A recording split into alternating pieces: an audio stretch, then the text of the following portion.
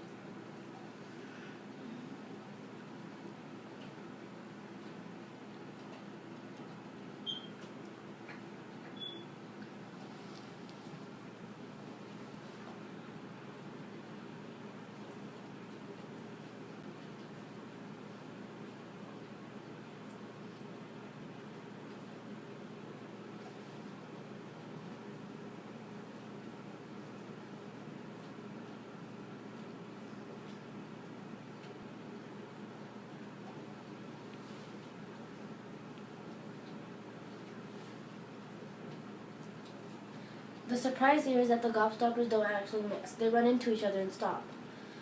This is because each gobstopper is comprised of 4 different colors. Thank you for watching Beehive Academy.